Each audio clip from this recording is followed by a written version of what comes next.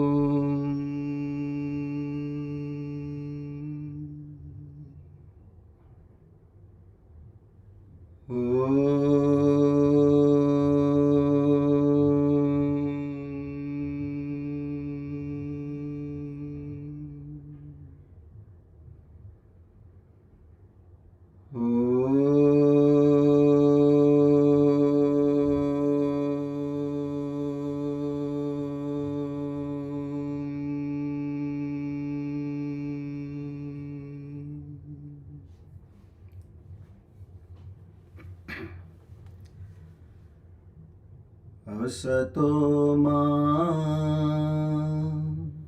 sadgamaya tamaso ma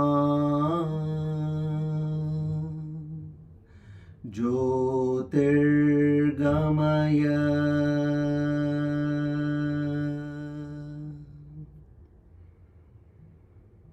Mrityorma amrutam gamaya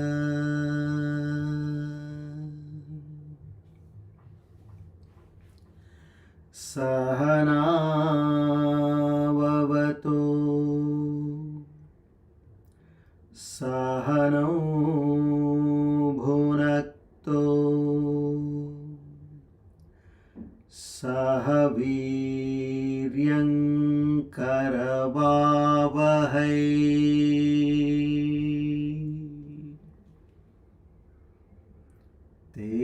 tejasvina vadhitamastu ma vedvishavahai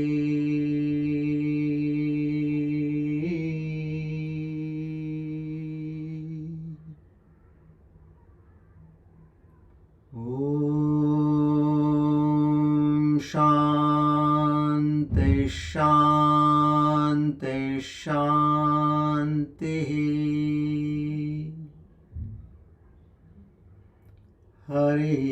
Hariom Tat Sat Shri Chinmaya Sadgurave Namaha.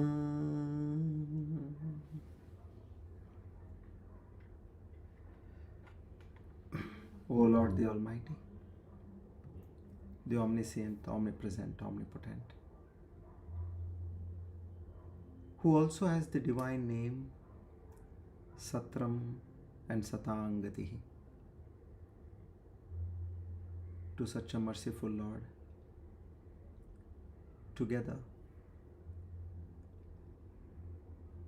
with Shraddha, Bhakti, Jnana, Vairagya, Prapatti and Mumukshutvam, we offer our humble salutations. To seek His grace, His love, His mercy, His blessings, His benevolence, His kindness, His forgiveness, His affection, His strength. O Lord, bless us with the divine qualities in much more enhanced levels, only and only to have the first-hand Aparoksha Anubhuthi experience right within our hearts and in this very life only.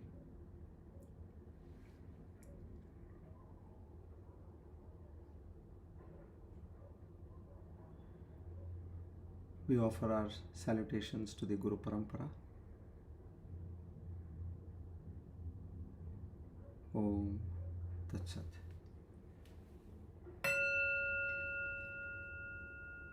With the grace of the Almighty and the blessings of the Guru Parampara, today we are on our Divine Discourse number 417. Doing our Aparoksha Anubhuthi number 5 on this 8th of March 2025. Swasti Shri Krodinama Samvatsara Uttarayana Shishira Rutu Falguna Masa Shukla Paksha Sthiravasare Navmyatito Aridra Nakshatra Ayushman Yoge Taitulakarane. On this auspicious day of Saturday and the auspicious time of the evening, we all make a firm resolve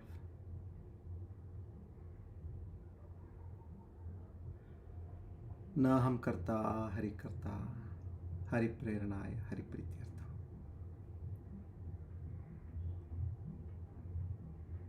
In this entire creation, there is one and one alone, that supreme consciousness, that Paramatma, that Brahman. Having fully understood this rare fact, we pray again and again, O Lord, give us the mindset to be established in this thought, to come out of the Jiva Bhava completely and be established in thy true self. We can see that the power of Maya is slowly losing grip on us. We pray again and again to have this conviction in every moment of our life and be established in thy true self. Om Tat Sat.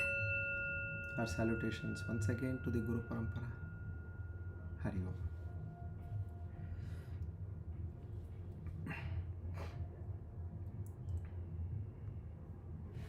Good evening, everybody. I think now that the heat is picking up, I'll say a hearty welcome to all of you rather than a warm welcome. So,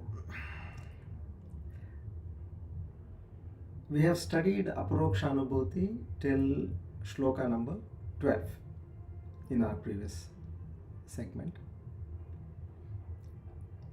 I've taken a slightly different approach in teaching Aparoksha Anubhuthi, like primarily trying to give you the fundamentals to an extended level, so that you will not get confused as we move ahead on this portion. This entire text will talk of a particular dictum and then again it will change its version. But once you know what the fundamentals are, like for example, you're about to go and see a suspense movie, let's say. Now you know this suspense movie, how is it created? There the director, he brings in plots, he brings in characters and sequences in such a way that you start getting doubt on each and every character. Oh, now I see this character must be the culprit. Then again he brings in another character. Then again you say this character must be the culprit. So likewise it is done on those lines. And you're all the time toiling, in terms of who could be the culprit and that kind of a situation. Okay, that's a movie, you have gone for a fictional hike in you, so that's fine. There you can go through this roller coaster. But now when we are understanding the supreme reality, now all the more we need to, if we know the ultimatum truth, if we know that, then wherever there are twists and turns, like you having known who the culprit is through somebody, then you will not undergo that kind of a confusion while you're watching the movie. In the same way, here we are going to adopt the same principle. So, what is the final truth over here? As we said in our prayers, there is one and one alone in this entire universe, and that is consciousness. And when it comes into existence, in terms of manifestation, there comes the Sat. Sat is existence, isness. I am explaining in very simple terms. So that consciousness, that power, that knowledge, that when it manifests in the form of existence, it is called as Sat. And then what is its aspect which is accompanying all the time? It is Ananda. So these are the fundamental qualities of that reality. Anything apart from this is by the creation of Maya. And how does Maya play on you? It plays on you through the mind. So Sattva, Rajas, Tamas, all these three are nothing but flavors of the mind. Now, in some cases, what the Maya does is, it takes a person to Sattva and it makes him enjoy that Sattva aspect. Like, for example, like you're studying, you go on studying, one after the other, you go on studying. You like studying. You're trying to gain more and more knowledge. Now, what is wrong in that? That is what we want to do, isn't it? No. You have to imbibe that in your life. You have to ensure that whatever you have studied becomes a reality to you in life. And how does that happen? By the practices of meditation and internalization. So that should be our aim. Or it can go like, some people are so much involved that they're all the time, like say they are chanting. Up to a certain extent, chanting is required. Or all the time you're only doing bhajans. Or all the time you're doing only kirtans. Now here, that is, you are engrossed in Sattva Guna. Rajas, Tamas and Sattva, all three are in the mind. They come in the periphery of Maya. Like, in fact, today they very much talked about Women's Day. So there, incidentally, one of our friends and students, she shared about a note, Stri. Stri means a woman. Okay. So, how do you define a Stri? Now you have Purusha and you have Stri, from which the whole manifestation has come into being. Now, what is the goal of a human a soul? Is to cross these three, meaning whatever we spoke now, cross over the Stula, Sukshma, Karana Sharira, cross over the waking, dreaming and deep sleep state, and cross over the Sattva, Rajas and Tamas. So here in Stri, Sa, Ta, Ra. So it is, first one Sa is crossover Sattva. Ta is crossover Tamas. And Ra is crossover Rajas. And there you get that E at the end. Then you attain Ishvara. Stri. So that's a very powerful meaning of Stri here. You have to cross these three. Then only you will come to Ishvara. Now our main purpose is to go and piggyback with Ishvara or hook on to Ishvara. So in that context, all our attempts, whatever we make, has to be one and only one goal in life. Once you have got this knowledge, as I told you, you internalize, you do that meditation and imbibe this knowledge, make it your own self experience, and after that, you lead a life in whatever way you want. In the sense, you want to do sometimes chanting, you do chanting. You want to do katha, you do katha. Katha in the sense storytelling, as you talk in terms of the Puranic stories. Or you want to do pravachan, you do pravachan. You do only meditation, whatever you want, because now you are already established and you know for sure what it is. So till that time, I would sincerely advise everybody not to go this way and that way. Make this as your priority of your life. This is something which is phenomenally rare. So, before we take the 13th verse, what we'll do is we'll just take a fair review of from where we started. So here, if you see,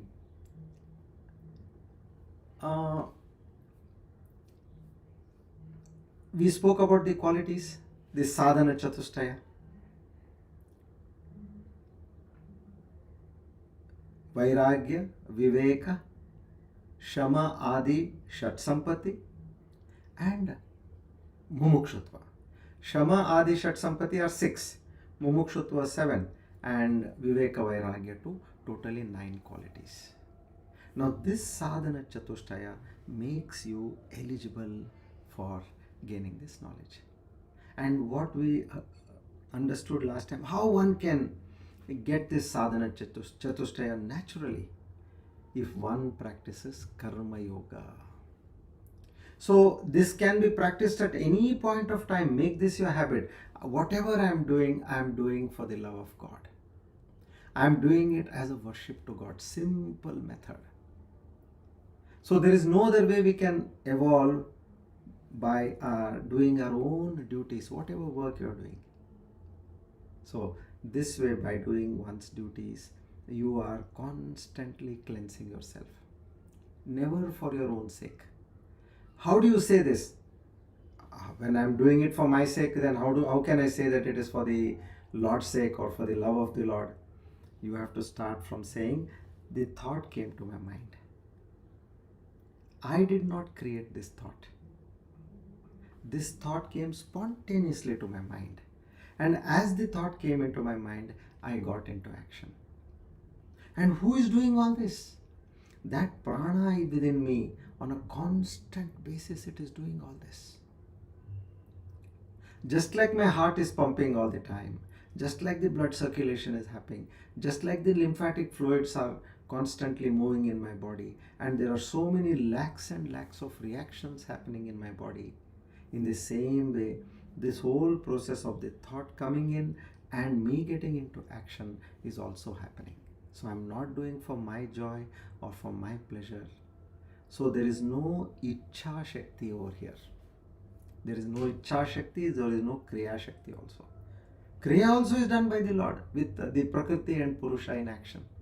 So in this way, now this Jiva has understood that everything is orchestrated in a very systematic manner.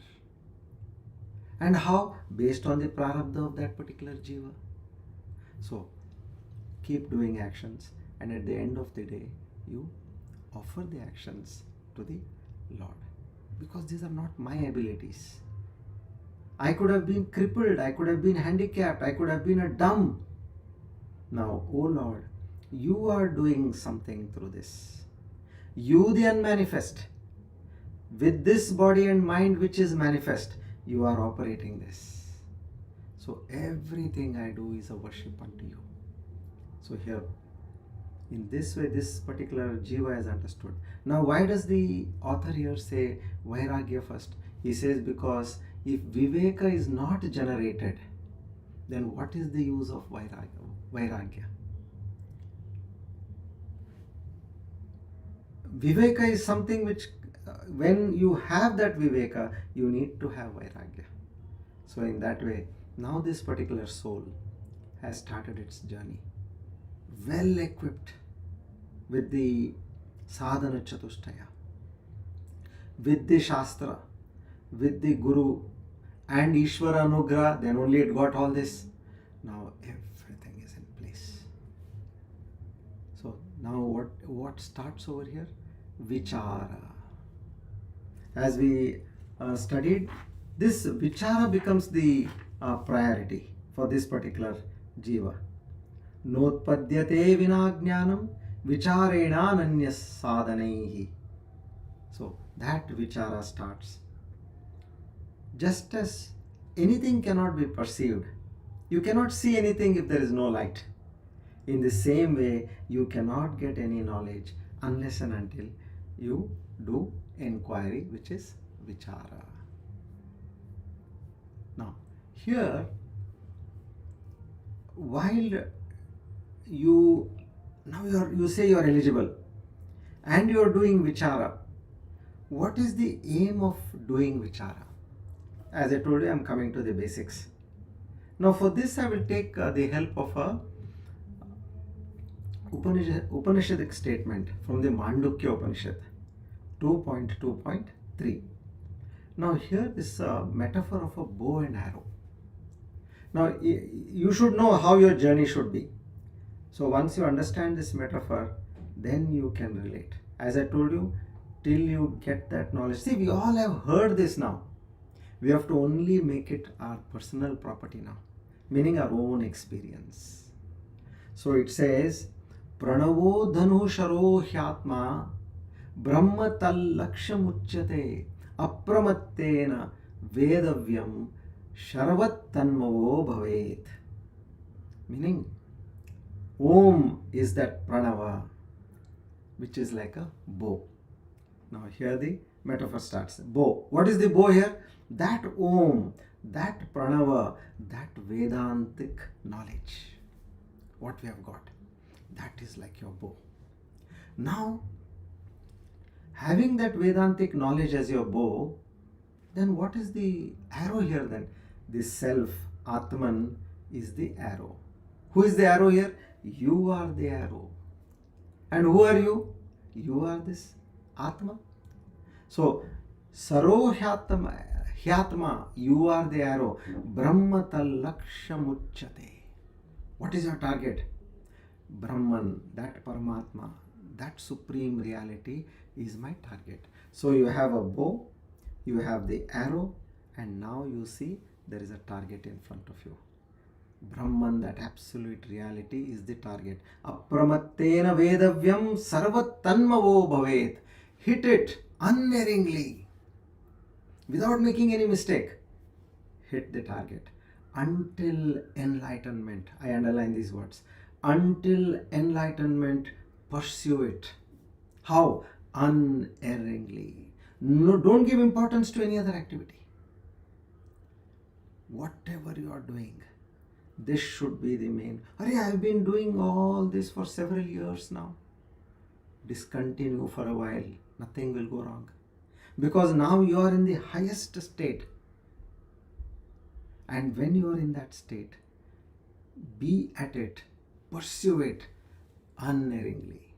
This is where the words of Swami Vivekananda comes, where this particular Upanishad says, arise awake till the goal is not reached.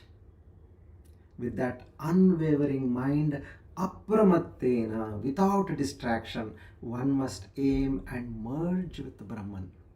Just an arrow, just like an arrow becomes one with the target. Sarvat tanmavo bhavet. Become one with the target.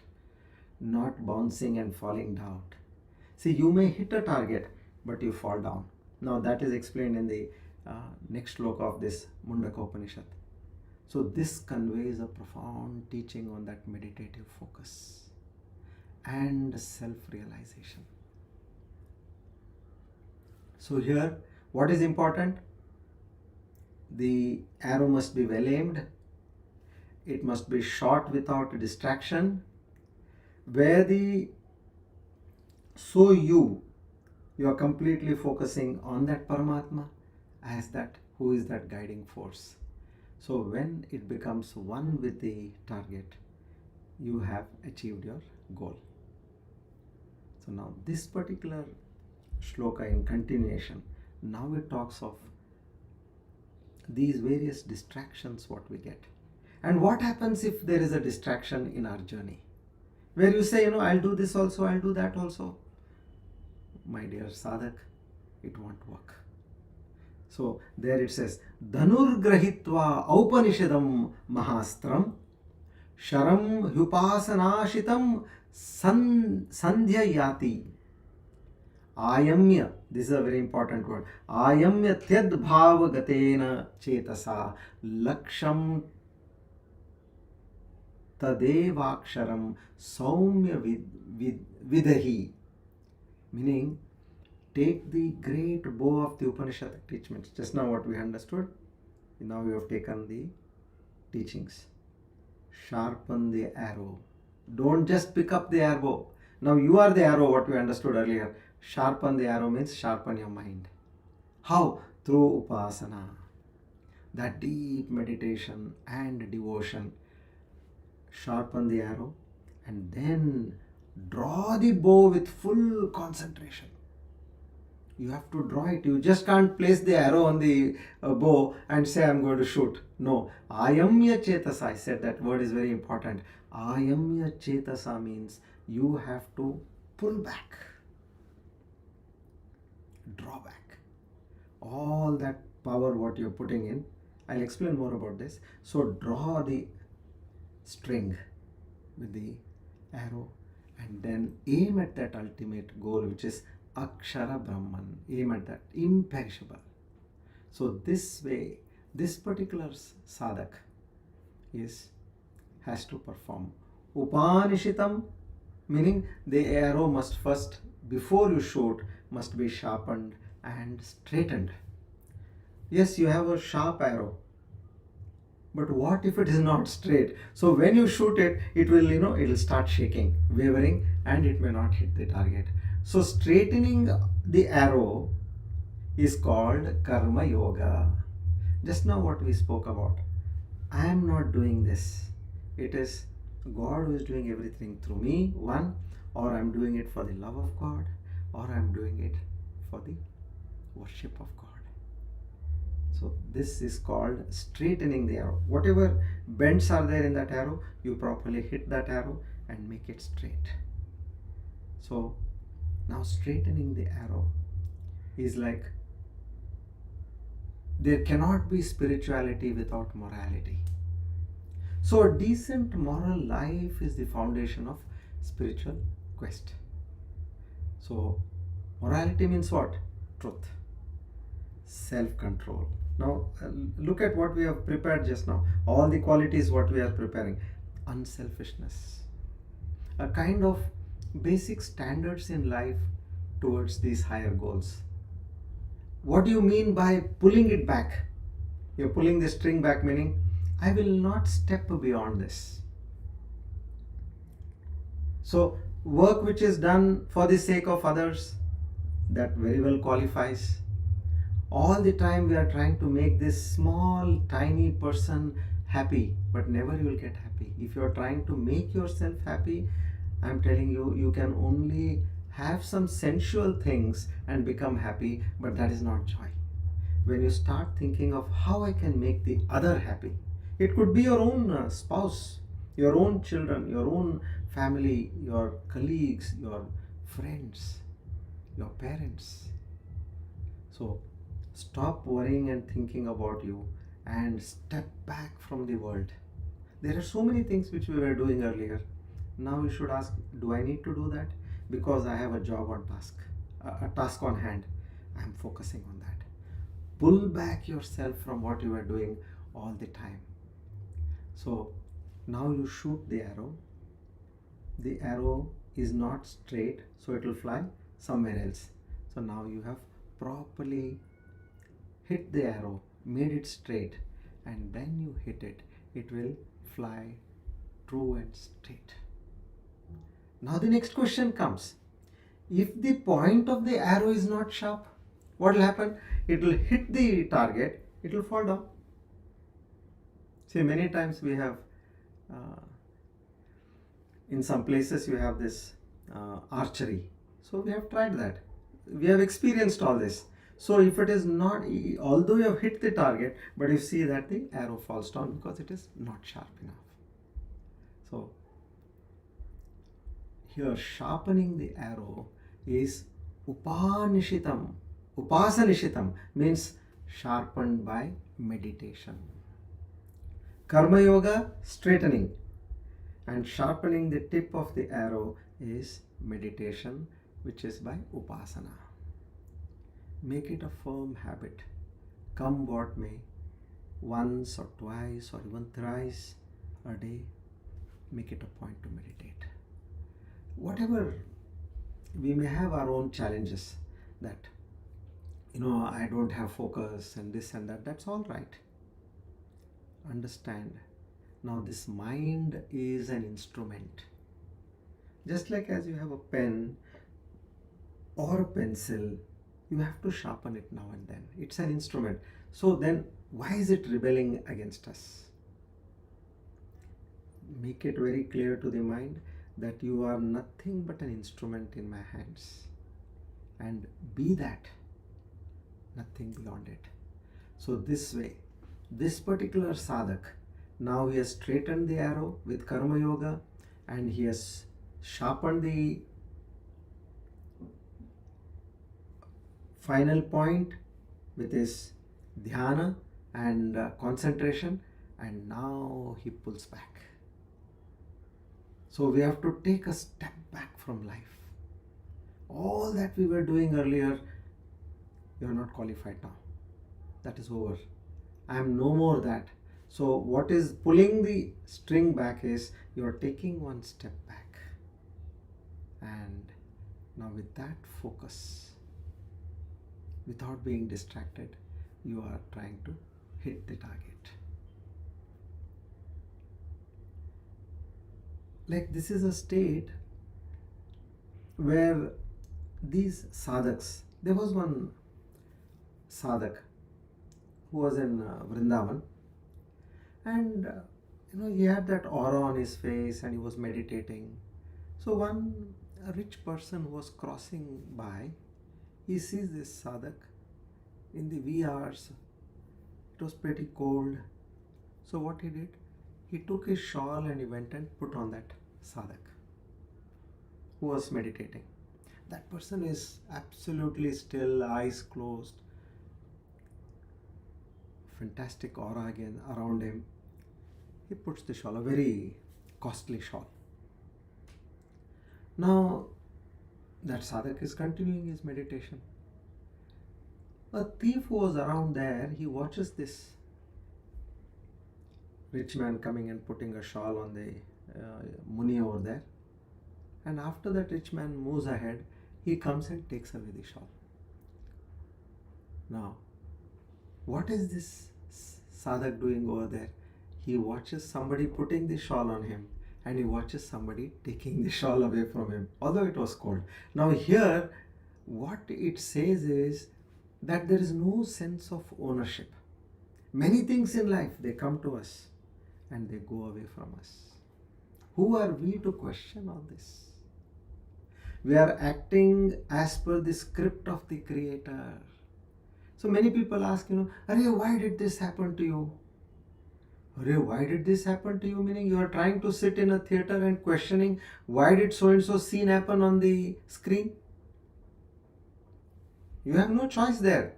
It's all scripted, filmed, and now it is screened over here. That's it. So in the same way, what is happening in our life? Whatever comes, don't rebel. Allow it to come. And then don't resist it from going. Don't rebel from coming. Don't resist it from going away. And then also don't have that ownership. Whatever comes, let it come.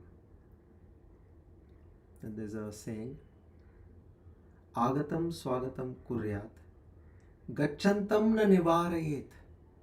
Somebody comes to your house. welcome sir, welcome madam, please come. What can I do for you? Do whatever you can for the guests who have come. So agatam swagatam kuryat. And then gachantam na nivarayet, meaning what? Somebody wants to leave, don't stop them, let them go. So whoever wants to come, let them come. Whoever wants to leave, let them leave. Meaning here what we should understand is, in life things keep coming and things keep going.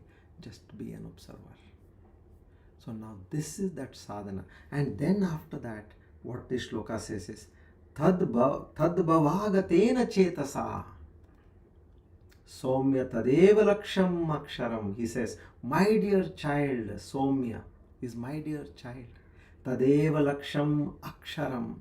That unchangeable, that absolute reality, which is your goal, hit it unerringly. He says, my child, you have to do it this way. So here you saw the important steps. In the first shloka we understood who is the bow, who is the arrow, what is the target, all that we understood. Now here what he says, straighten the arrow, see that the point of the arrow is sharp, and then ensure that you pull back the string, meaning step back in life from whatever you were aspiring for and desiring for and running for. Step back, and then having pulled the string back, with that focus and concentration, hit the target. Tadeva laksham aksharam. So sharavat tanmavo bhavet. So this unerringly pursue it. You may hit once, you may not achieve the target. Once again, once again, once again. Sharavat tanmayo bhavit. Till you become one with the target. Go on repeating your efforts. So, and he says, Saumya, the Guru tells, oh my dear child, he says, may your journey, we just say, maybe it be without any obstacles, without any hurdles. He says that, but he adds to it saying, may it be with God's speed. Sharavat tanmavo bhavet. So may it be with God's speed. So this is what the Upanishad is guiding, promising and blessing a sadhak. So you understand? Now, we know now very clearly what and how we have to achieve. Now this comes after we have got the sadhana chatustaya. Now, if at all there is any lacuna in the sadhana chatustaya, not to worry. Let's start doing this karma yoga practice. I am not the doer. Just as there are so many involuntary functions happening in my body, I don't need anybody to tell that. I am a clear witness to all this. So in that same spirit, whatever little you thought you were doing, that sort of ignorance, which we'll learn in the future shlokas. So give up that, and whatever I'm doing is for the love of God. So in this spirit, one has to continue their journey. So now we'll take the 12th shloka.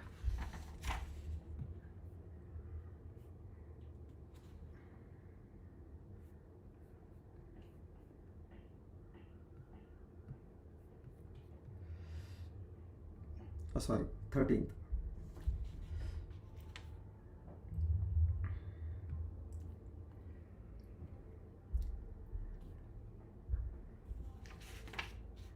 Naham bhutagano deho, naham chakshaganastata, etat vilakshana kaschit vicharas soyamadrishaha. Now, if you recollect, what was the shloka in verse 12, it was about these 4 questions. Koham katamidam jatam, first question, who am I? Kovai kartasya vidyate, how is this world created? Upadanam kimastiha, that is, who is the creator and what is the material cause for this? These are the 4 questions. This is the way of inquiry. Soyamadrishaha. Now for that, the first question is being answered over here. The first question is, who am I? Koham katamidam. As you can see, the direct meaning is mentioned. I am neither the body, a combination of the 5 elements. What is the body made of? Panchabhuta. Nor I am the aggregate of the senses. I am something different from these. This is the way of that vichara. It's told in a very simple manner, but now this needs a lot of explanation because we are all stuck at this point. Now let's get this fact clearly. Come. Who am I? So this who am I is an eye-opener, truly an eye-opener. So this vichara has now started. So after the aham kaha, who am I? Second question what we saw was katamidam jatam. Third question kovai asya kartaha. And then we come to the 4th question as upadanam kimastiha. So now in this first question, try to understand this properly.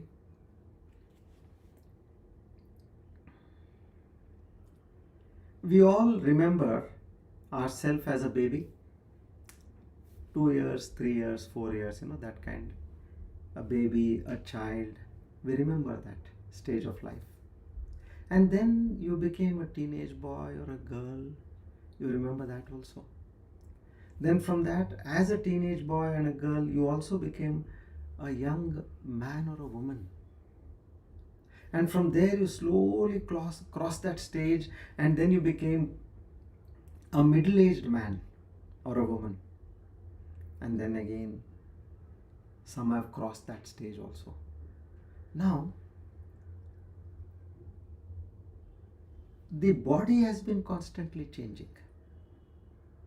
Initially what? You were about 2 or 3 kilos when you were born. And now you are 60, 70, 80. Now, although your body has changed, you still say that it is me. You show a picture of you as a youngster, a teenager, you say this is me. As a child, you say this is me. As a middle-aged, you say this is me. And even now what you are, you say this is me. So there is one particular seer and in a constantly changing body. So now what are we trying to prove over here? What we're trying to prove over here is that the body is an instrument. It is not you, but it is an instrument. It is your instrument. So let's apply the drashta and the drishya principle. Drishya, drashta, viveka. Drik, drishya, viveka, what we call. So the drashta is the seer. Now for example, my eyes are the seer and various objects which are there in front of me are the seen. So aren't the objects different from my eyes? Like if I'm using a mobile, I say it is my mobile, but am I not different from the mobile?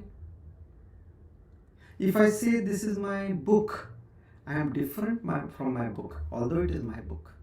If I say this is my car, I am different from the car, although I say it is my car. In the same way, although this is my body, but I am different from the body. Now due to that close proximity, what has happened? That ajnana, we have got stuck and become one with the body. So here that clear understanding has to be made that I am not this body, This body is an instrument in which I am living. This is one aspect with respect to your body. Now look at the waking, dream and the deep sleep state. They are all witnessed by the so-called you, who is the Sakshi. While you are awake, is your dream going on? Or your deep sleep happening? No, you are awake now. While you are dreaming, are you aware of your waking state or your deep sleep state?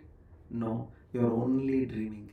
And while you are in your deep sleep state, are you aware of your waking state and your dream state? No.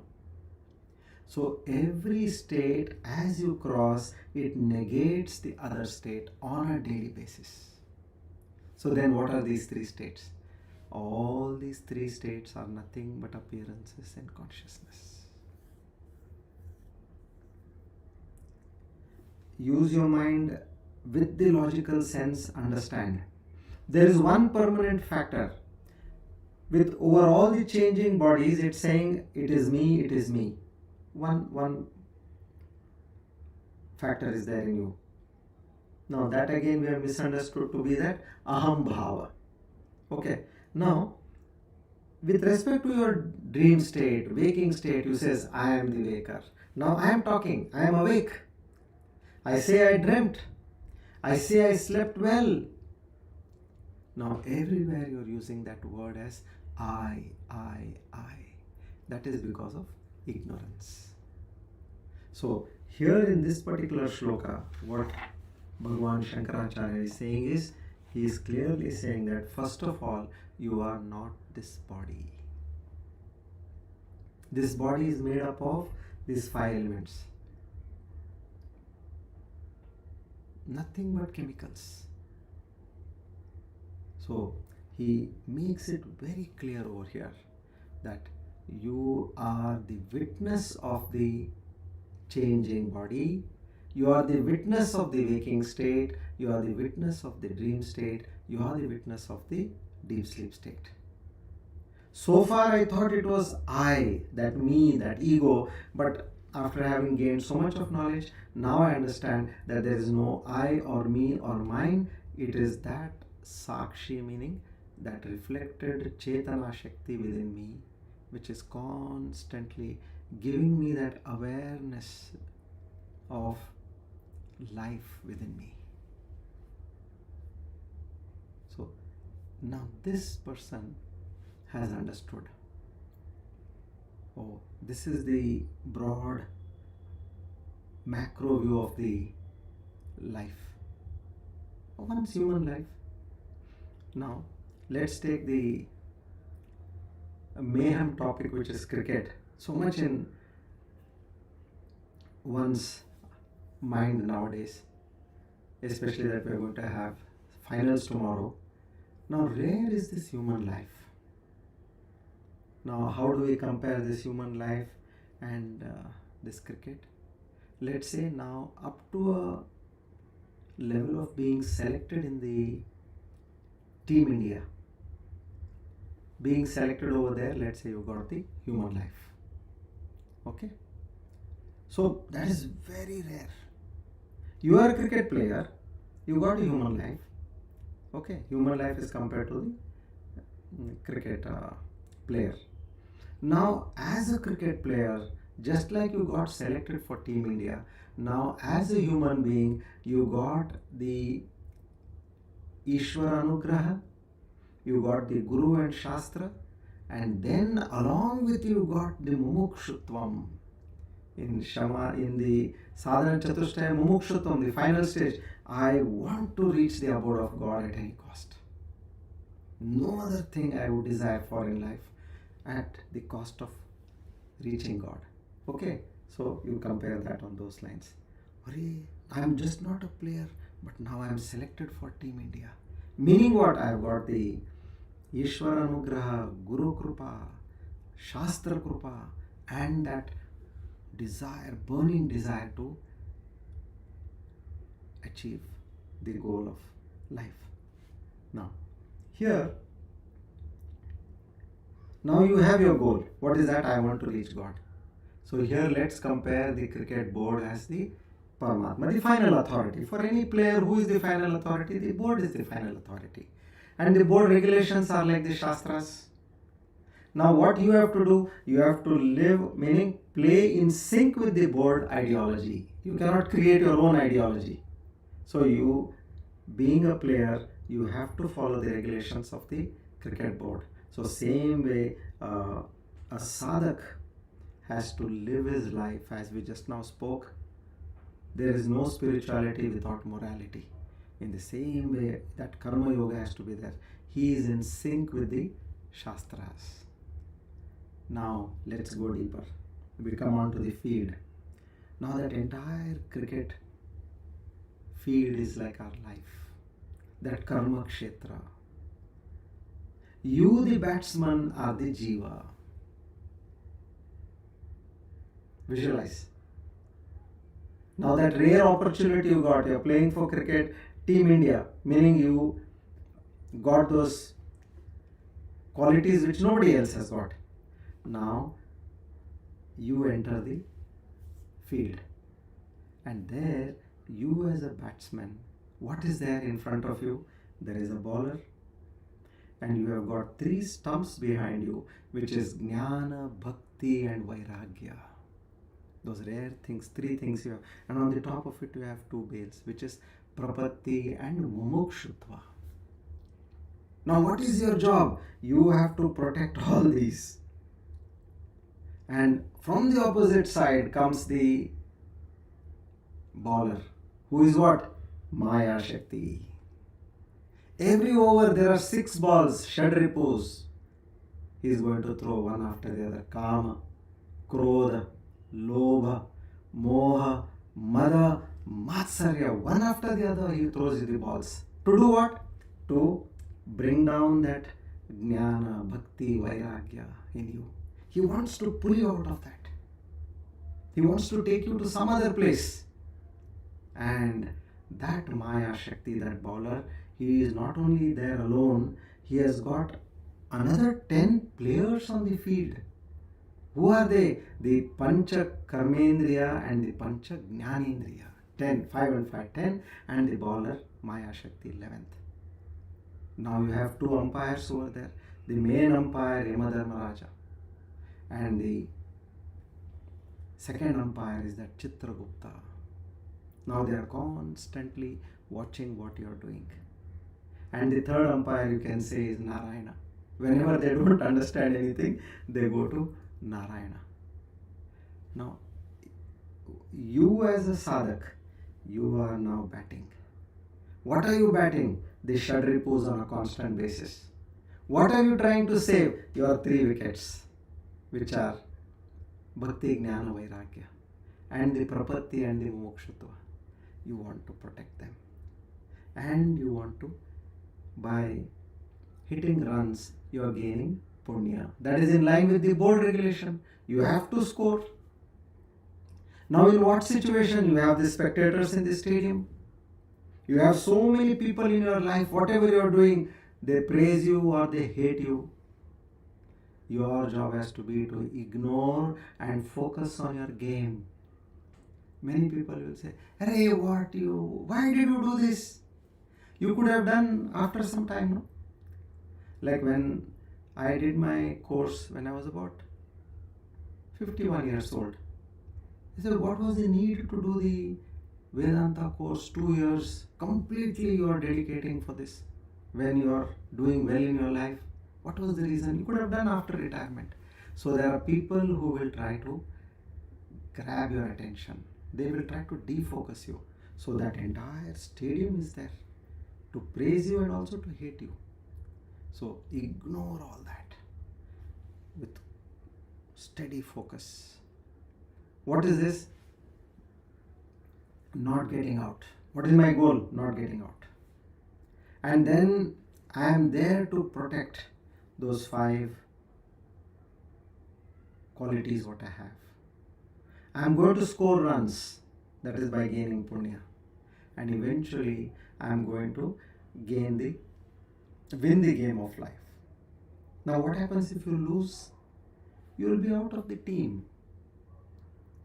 Out of the T meaning what? Your Manav Janma is gone. You, that one eligibility criteria was Manav Janma. You being in the team India, now that is gone. Being in the team is getting that Manav Janma.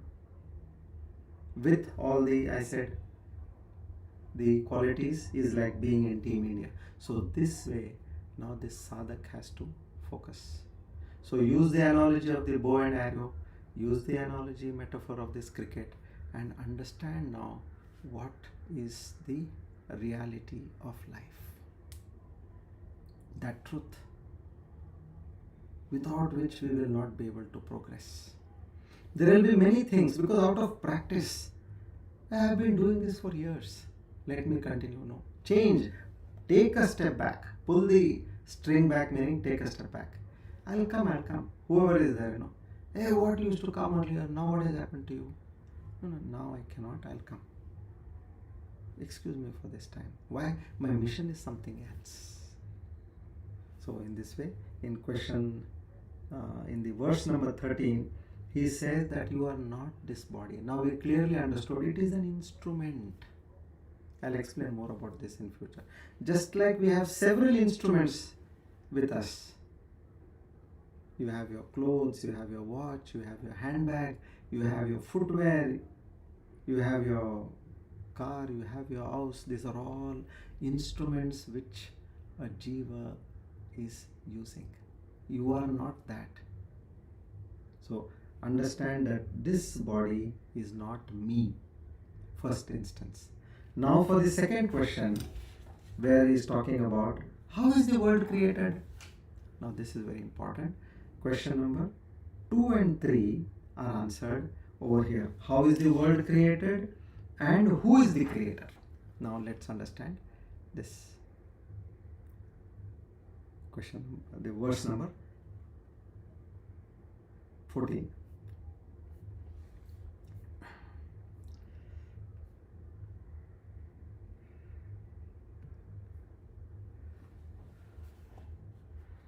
Ajnana prabhavam sarvam jnanena praviliyate sankalpo vividha karta vichara soyamadrishaha. Soyamadrisha means this is the way you have to inquire. So the straight meaning, everything is produced by ignorance and it dissolves in the wake of knowledge. This is a little difficult to understand, better not to get engrossed with this. Let's go for simple explanation. So here, Ajnana Prabhavam Sarvam, this entire thing, the question was, how did this come about? Whatever you are saying, Ajnana Prabhavam, because of the ignorance it has come about. I forgot myself. Once I have forgotten myself, I create a personality for my own self. I create my own new world. That is what exactly happens in a dream. Are we not forgetting ourselves on a daily basis in a dream? What more do we need to understand? Every day we experience, we create a new world, we create a new personality. I have become somebody over there and I start having forgotten. In that ignorance, I dream a very challenging life, a pathetic life with enormous misery. Now, who did that? I myself created. So that sankalpa vividha karta. So what it says is, all this is born out of ignorance, and every thought, sankalpa, vividha karta, meaning this sankalpa, which is a thought which is created in my mind. Just like in a dream, I create so many things. Now where did it happen? In my mind. With a thought, I started visualizing it in my mind. So now finally, who did this? That various desires which come in my mind. Now in a waking state, don't you see? you're calm, suddenly a desire comes, hey, let me go out and watch a movie. Or let us go out and eat. Have you not experienced this? Or let us go for a holiday. Or let us go and shop this. So, who is creating? This sankalpa is creating. That thought in your mind is creating all this. And that desire, it eventually makes you the doer. Now, this is the word of creation. This again a very new concept which is being brought over here, that you are the creator of this world in front of you. Each one, you may be in one house, there are say several people who are thinking of several things with different thoughts in their mind, and they are all living in a different world of virtual reality. Say the father is thinking something else, the mother is thinking something else, the daughter is thinking something else, the son is thinking something else, the parents, in-laws, they are also thinking something else. Everybody being in the same house have created their own world, isn't it? How? By our own thoughts. So, and where are these thoughts coming from? Backed by our desires. And where are these desires? How they are prompted? By the vasanas, those tendencies of the past lives. So, carrying those tendencies, now we have created our desire, and we have created a world of our own, and we are constantly, our mind is occupied with this. So here he says, out of ignorance, don't think that there is somebody else who has created this world. This world, what is there in front of you, it is there. But remember, you have another world in your mind. Again, while you go to sleep, you create another world. So more than what you see in front of you is what is there in your mind. Sometimes somebody is there, you say, hey, I'm here. Oh, sorry, I didn't see you. Because where were you? You were engrossed in the thought in your mind. Although a person is in front of you, but you did not notice him or her.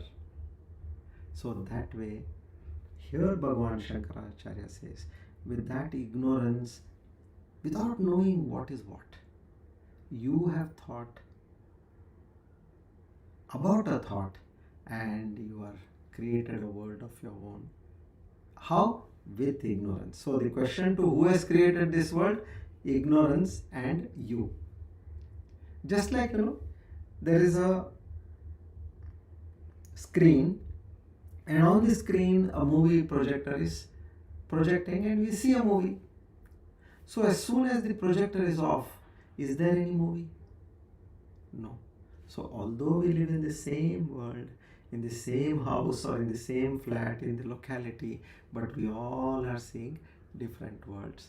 We have projected with our mind. And what has happened? How this mind is also in ignorance? Avarana and Vikshepa Shakti of Maya. Now this is knowledge what we are getting.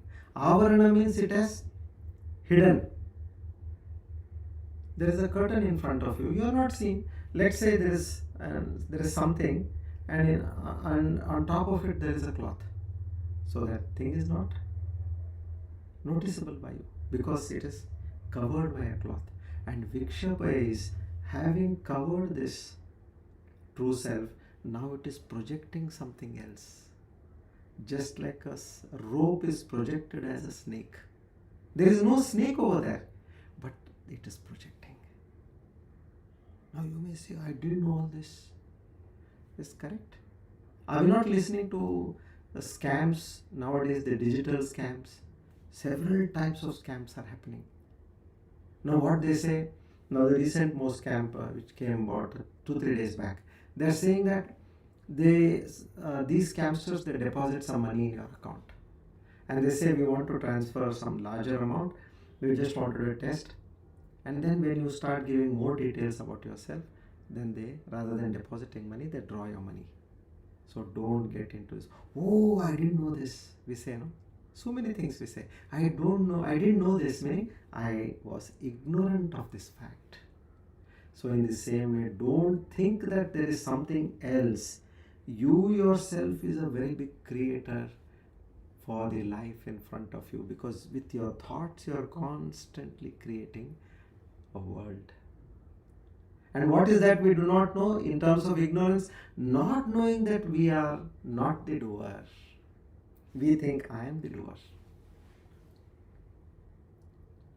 At every point of time in life, you are always saying, I must do this, I must do that. And I will do it this way, I will do it that way.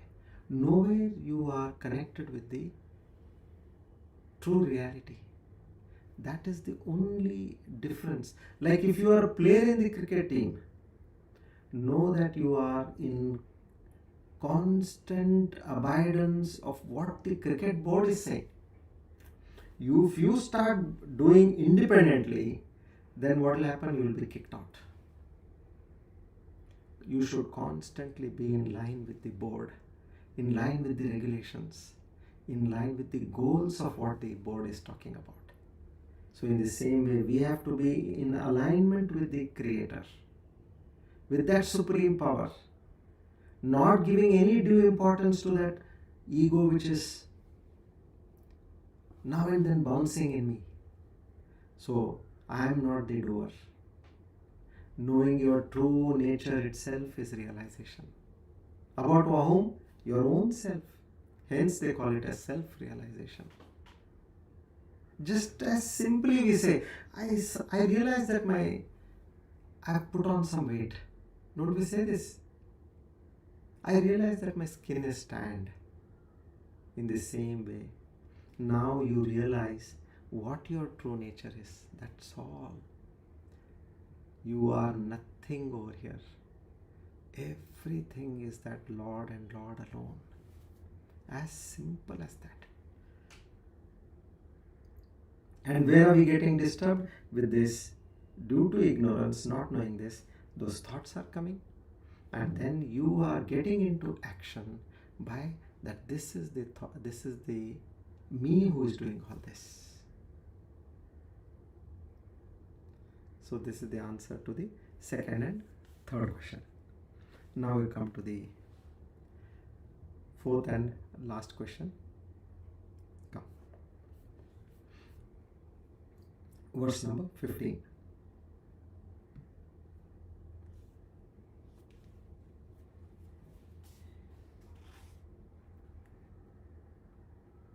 एतयो यत् उपादानम् एकं सूक्ष्मम सत् अव्ययं यथा एव मृद्घटादीनां विचारः सोऽयमदृशः. मृद्घटादीनां meaning mud pots. So just like this, for these mud pots, mridghatadinam, what are they made of? They are made of nothing but clay. So here, what Bhagavan Shankaracharya is saying, for a mud pot, mridghatadinam, you have the material cause, which is known as the upadana karana. That is material cause. Well, you need material. For a chapati, what is the material cause? Wheat flour. For a jawar roti, what is the material cause? Jawar. For a ragi roti, ragi. So in the same way, for a mud pot, as you know that it is mud and mud alone, so here it says there are two aspects. Like for making a pot, you have the material cause upadana karana, and with that material you have to spin a pot on a wheel. Now that is known as the nimitta karana, the maker, the intelligence factor behind the making of the pot. Anybody cannot just do a pot. You need some intelligence to do it. Just like anybody cannot do a surgery. You need practice and intelligence. So there are two aspects, what we know, upadana karana and nimitta karana. So here the Lord says that immutable existence, certain existence, as we spoke, that reality, now that is the material cause for both this ignorance and desire, now which we learnt in the previous shloka. And how is that coming? That is coming out of the vasanas. So know that there is, everything is orchestrated. Now why something good is happening to somebody, why something bad is happening to somebody, we say no, Array, that person is all the time enjoying. Array, it is out of the punya what he has done. Now if you have an FD in a bank, you will keep getting interest. You may be a dacoit, you may be a very bad person, you may be a sinner, you may be a saint. For your FDs, as you get interest from time to time, if you have taken a loan, you will get your EMI also notices from time to time. That is your papa. If you have done something wrong, you have to pay for the wrong deeds as well. Just as you reap fruits for the good deeds. So in the same way, the Lord is saying, I am not into any of this. You are the one who has created. And you will be on a constant basis getting or reaping the fruit of the results what you have done in the past. So there is no good, there is no bad. So here he explains on this, in this particular upadana karana and the nimitta karana. So as long as the ignorance is there in us, so mind does not know anything, it doesn't understand. Because of that ignorance, it is stuck. So all the agitations will continue. Now I know, why should I bother? If somebody is troubling me in my life, which I was thinking that somebody is troubling in my life, they are not troubling.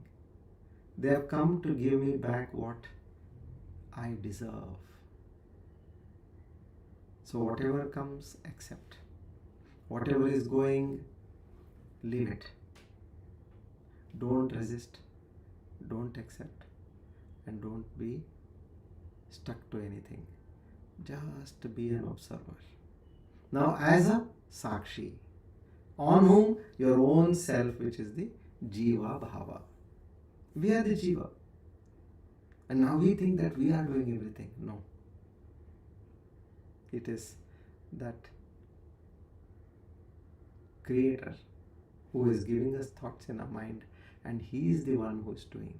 So even that thought which comes, even the action which happens through your body, even the perception which happens through your body, know that we are not the doer. To be explained in simple terms. So in this way, that ignorance is nothing but in the mind. And now this is the knowledge what we are getting. Be firm in that knowledge. It is that consciousness which is expressing itself on a continuous basis.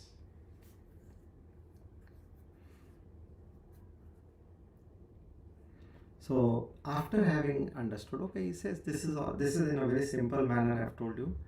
Now then, what is beyond this? So in the next shloka 16, he talks about what is the true nature, what is Sat, Chit, Ananda. He takes up in the next verse, which will move ahead. Shri Krishna Arpanamastu. Idam Namah.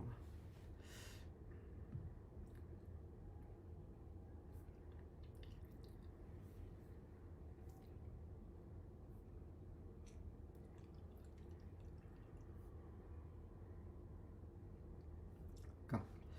Now we'll take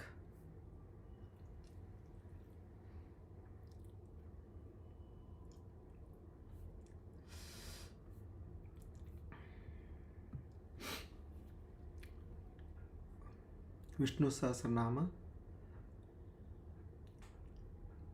shloka number 48,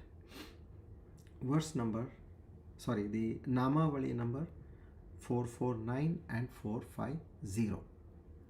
Satram and gatihi. First let's read the shloka. Yajna ijjo mahejyascha kratuhu satram gatihi Sarvadarshi Vimuktatma Sarvagno Jnanamuttamam. Satram 449. The Lord who protects the good. Good meaning Sat. So the word is dissolved as Satah Trayate iti Satram. So, in continuation with the previous Kratuhu, the 448 which we learnt last time, when we read this, it can also be considered as indicating a particular kind of yajna described as Satram in our Vedic literature. In other words, the Lord who protects the good.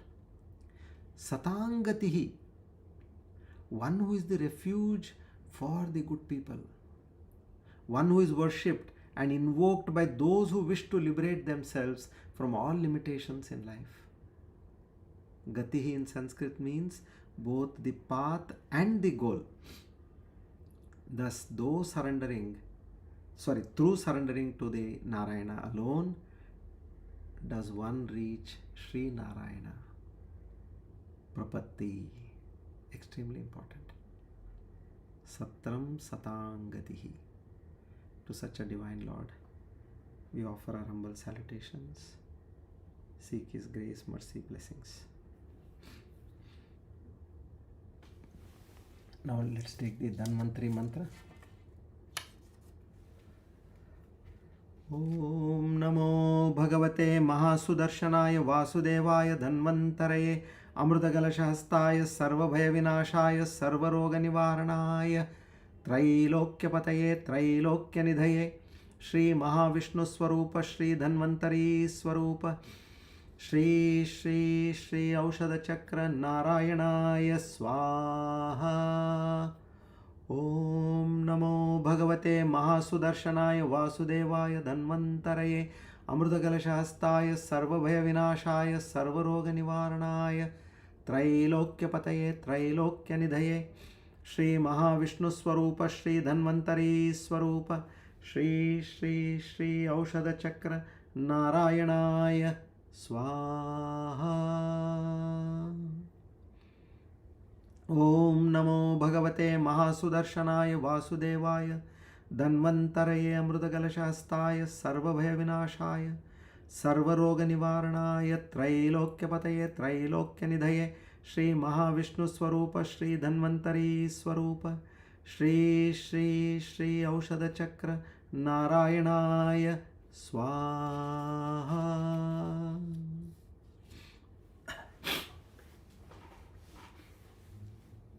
To the Lord of Health, Dhanvantari, we offer our humble salutations. Now, as we discussed, meditation is a very important aspect.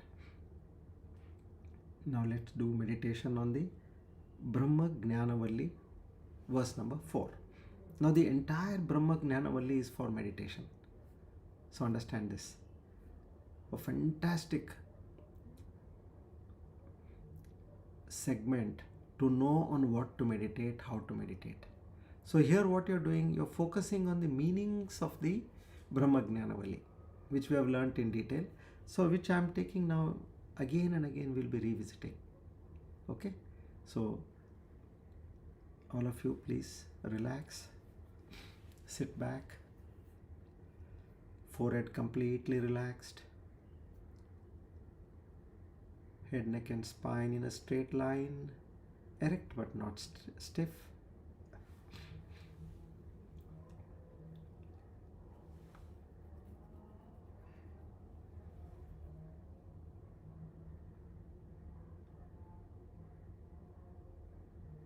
Take in a few deep breaths.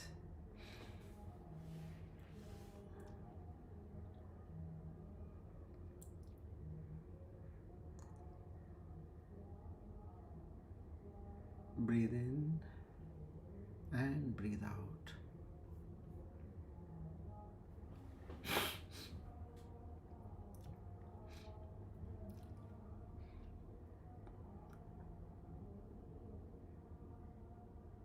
Now just be immersed in the deep thoughts. Understand what is the true nature of this reality, and you are none other than that. Due to ignorance, we have thought we are this meager,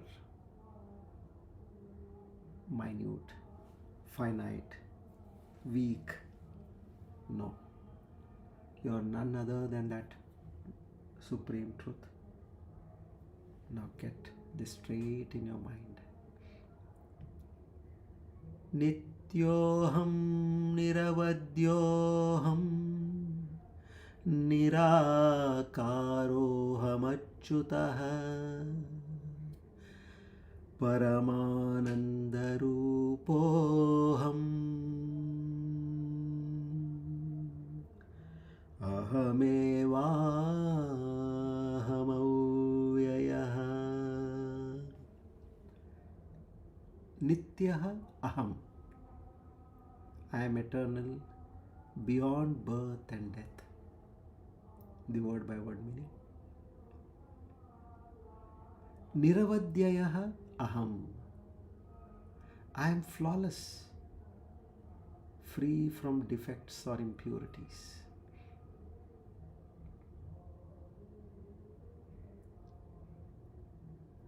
Nirakaraha aham. I am formless, beyond all shapes and appearances. See the amount of ignorance we have. Completely wrong conception about ourselves. Achyutaha. I am unchanging, never falling from my true nature. Paramanandarupaha aham. My very nature is supreme bliss. Ahameva aham. I alone am the ultimate I, the true self. Avyayaha. I am imperishable, beyond decay or transformation.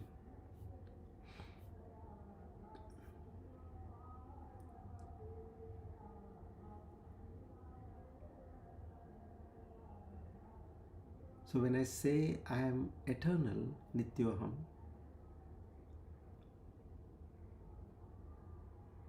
this self within me, that reflected consciousness, is beyond time, birth and death.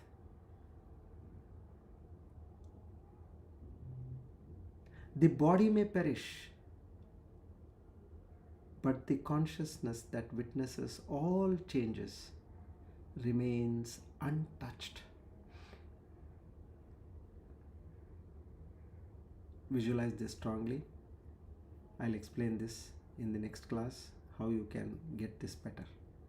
So now the meditation should be observe how awareness in you has remained unchanged since childhood despite the bodily changes.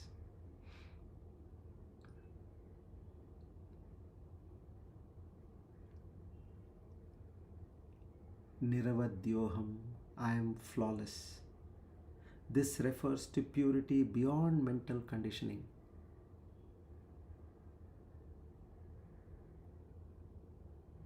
This self is untouched by sins or merits, just as the sun is unaffected by the clouds that pass before it.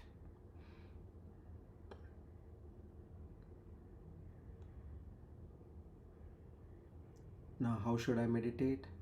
See yourself as the pure sky, with thoughts and emotions as the passing clouds. So you become a witness to the thoughts. You don't get mixed up with the thoughts. The next one is Nirakaroham. I am formless.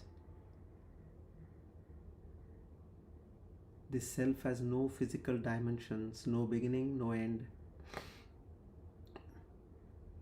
Forms appear within consciousness, but consciousness itself is limitless.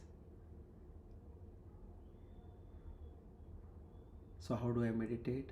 Close your eyes and feel the vast, boundless awareness that has no shape.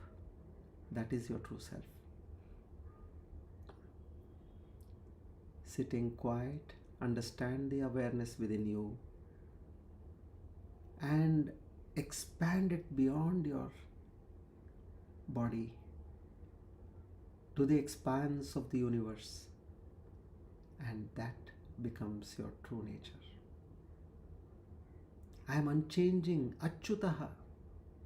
The body changes, emotions change, but that self, the Atma within me, is unchanging, ever present awareness. Identify that changeless witness in you, which remains the same in every experience.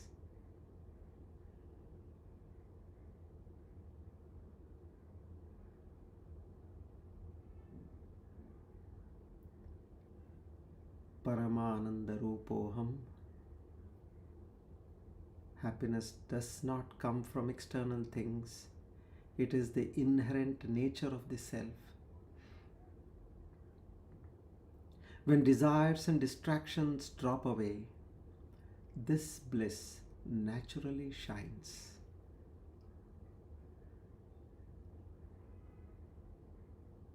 How do I meditate? Let go of the thoughts and simply rest in the pure or in the peace of pure awareness.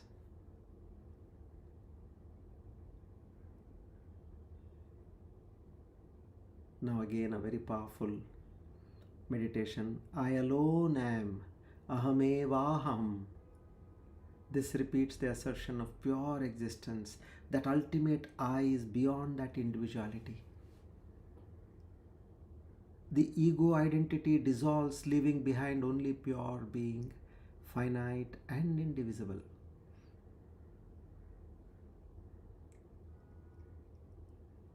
So another strong method of meditation is I am, I am, I am. There are no adjectives. I am not this, nor I am that. I am just saying I am, I am, I am. Feel the depth. A very powerful meditation. One should do this. Avyayaha. I am imperishable. All material things age, decay and die. But that awareness, Atman within you, is beyond all this. Its beyond destruction was never created in the first place. So how do I meditate? Realize that the awareness in you existed before birth and will remain after the body is gone.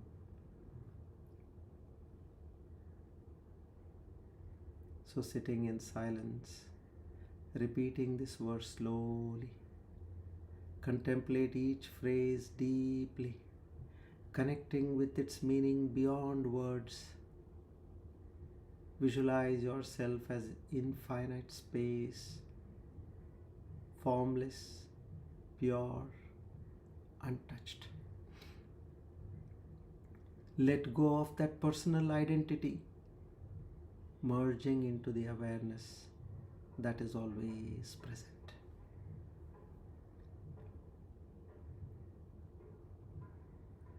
I am, I am, I am.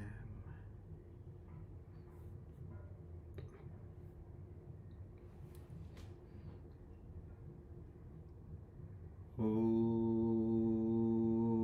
Purnamada Purnamidam Purnat Purnamudachyate Purnasya Purnamadaya Purnamevavashishyate.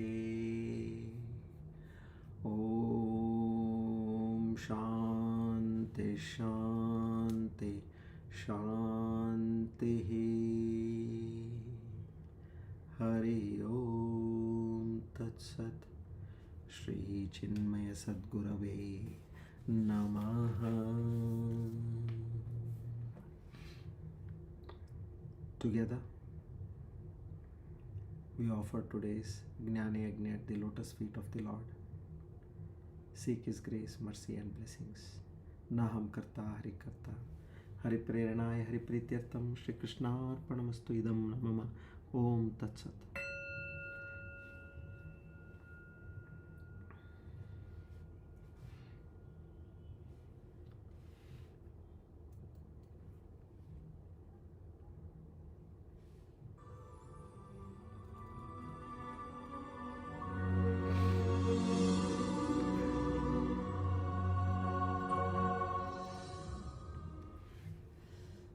Good evening once again.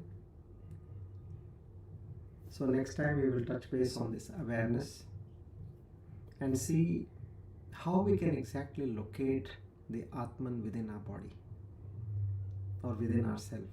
Now it's all mix up. How do we easily identify with that Atman, and so that we can continuously be in that state rather than the current state what we are out of ignorance. Thank you. Hariom.